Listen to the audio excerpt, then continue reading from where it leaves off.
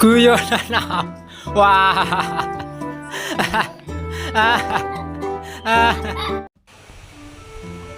Pada suatu hari, Raja Harun ar-Rasyid sedang galau dengan sikap Abu Nawas. Beberapa kali Abu Nawas memang telah membuatnya malu di depan para pejabat kerajaan. Berlatar belakang dendam inilah akhirnya Raja hendak membuat jebakan terhadap Abu Nawas. Jika Abu Nawas gagal menghadapi jebakan tersebut, maka hukuman akan diberikan kepadanya.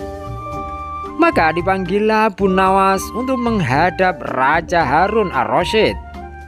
Setelah melewati beberapa prosedur, sampai juga Abu Nawas di istana kerajaan.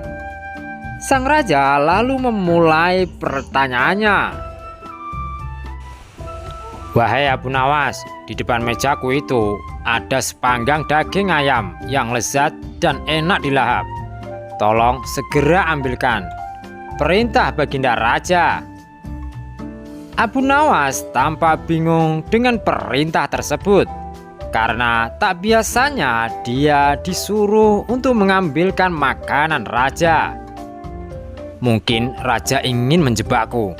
Aku harus waspada," kata Abu Nawas dalam hati. Abu Nawas pun akhirnya menuruti perintah itu. Setelah mengambil ayam panggang sang raja, Abu Nawas kemudian memberikannya kepada Baginda Raja. Namun sang raja belum langsung menerimanya. Ia balik bertanya lagi.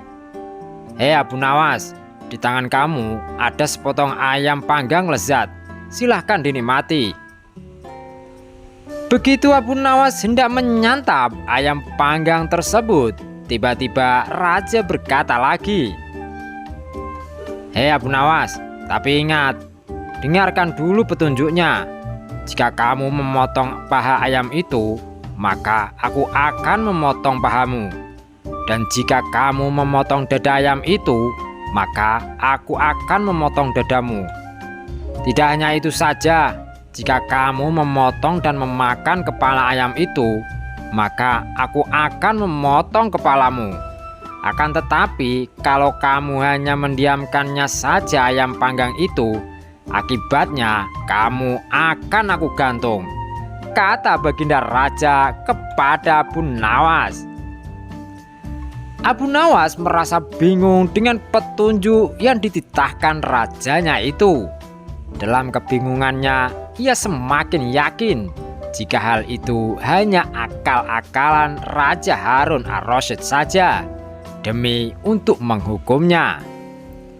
Tidak hanya Abu Nawas saja yang tegang, tetapi juga semua pejabat kerajaan yang hadir di istana tampak tegang pula. Mereka hanya bisa menebak dalam hati tentang maksud dari perintah rajanya itu. Hampir 10 menit lamanya Abu Nawas hanya membolak-balikkan ayam panggang itu. Sejenak suasana menjadi hening.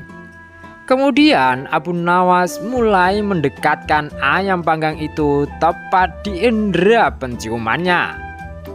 Para hadirin yang datang atas undangan raja mulai bingung dan tidak mengerti apa yang dilakukan Abu Nawas.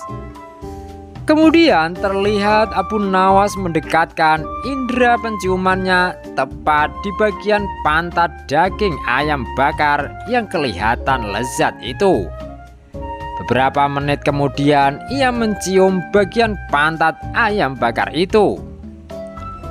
Setelah selesai mencium pantat ayam bakar itu, kemudian Abu Nawas berkata, "Jika saya harus memotong paha ayam ini, maka Baginda akan memotong pahaku.